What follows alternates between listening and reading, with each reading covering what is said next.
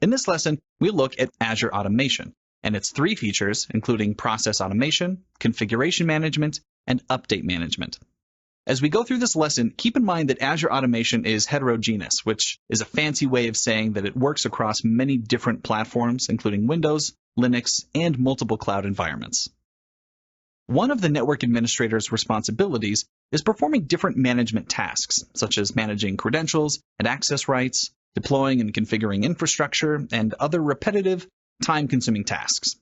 Instead of manually performing these tasks over and over again, we can use process automation to perform these tasks on Azure resources automatically, which frees up time, lowers operational costs, and reduces errors. This is all done by creating runbooks inside of Azure Automation. Runbooks consist of workflows that are used to automate a task. These workflows typically contain multiple scripts that run in a specific order to complete a task.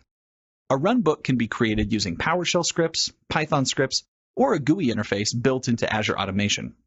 And because Azure Automation is heterogeneous, these runbooks can be built to run on a variety of platforms and cloud services. One cool feature of Azure Automation is the shared capabilities. Shared capabilities are different resources that can be integrated into our runbooks and used by the other Azure Automation features. For example, we can use the Schedules resource to trigger an automation to execute at a specific time.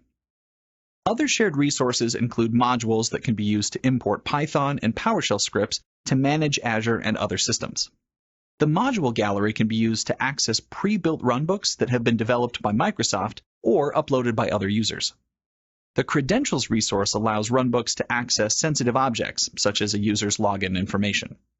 The Certificates resource allows runbooks to access security certificates. The Connections resource can define connections to specific resources, such as a URL or port. Finally, the Variables resource allows us to create variables that can then be used across multiple runbooks. All we have to do is change the variable values, and that'll apply across all of the runbooks that use the variable. Remember that these shared resources can also be used by the other Azure Automation features we'll cover. Our runbooks can be applied to any Azure resource, such as Azure Virtual Machines. If a runbook needs to access a non-Azure resource, such as an on-premises device or other cloud services, we can do this using the Hybrid Runbook Worker. The Hybrid Runbook Worker agent is installed on a local server and opens the firewall so it can communicate with the Azure server through port 443. This local server passes any runbooks to the local device and sends the results back to the Azure server. When setting up our Hybrid Runbook Worker, we have two options. If we're using a physical server, we'll need to install the Hybrid Runbook Worker agent.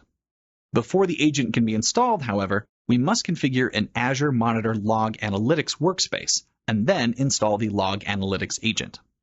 The second option is to install Hybrid Runbook Worker through a VM extension. This is the recommended method, as it doesn't require the Log Analytics agent and workspace to be configured and allows us to use a virtual machine as our Hybrid Runbook Worker. Each worker will be assigned to a Hybrid Runbook Worker group. Each group can consist of just one worker or multiple workers if you want high availability. Also, keep in mind that we have two types of workers. The system type supports a set of hidden runbooks used by the Update Management feature and really doesn't work with anything else.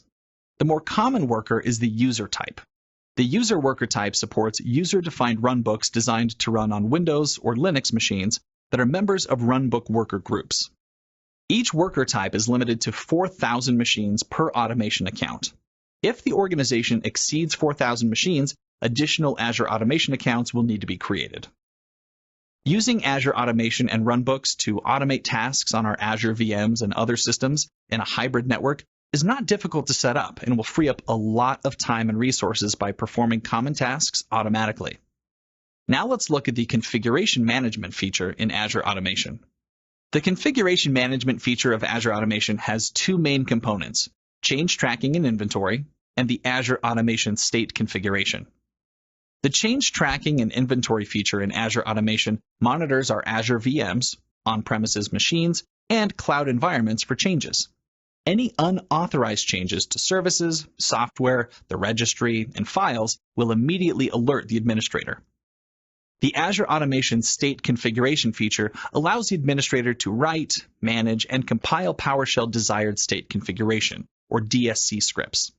DSC is a service that makes it easier to manage our network devices using PowerShell scripts.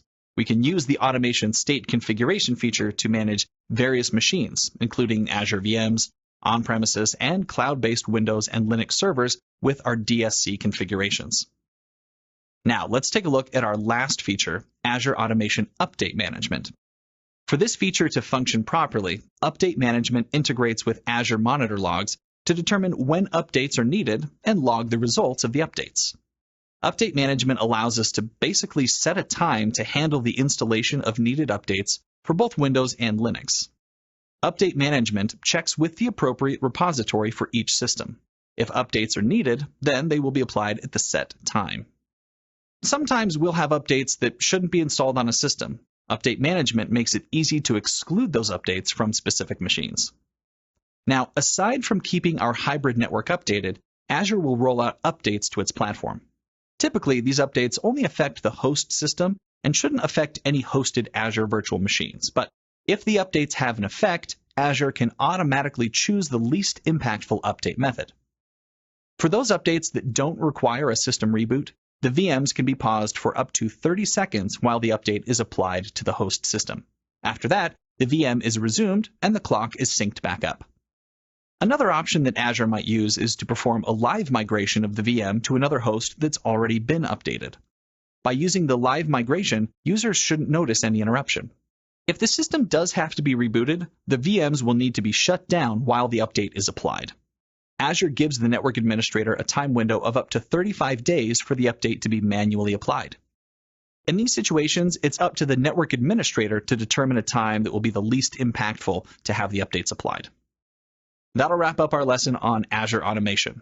In this lesson, we went over the features of Azure Automation, starting with Process Automation. Process Automation allows us to create runbooks to automatically perform common tasks. We then went over how configuration management can monitor and alert us when changes are made to our Azure resources, and can also be used to help manage PowerShell DSC scripts. We wrapped up by going over the Update Management feature, which assists us in managing updates for Azure resources.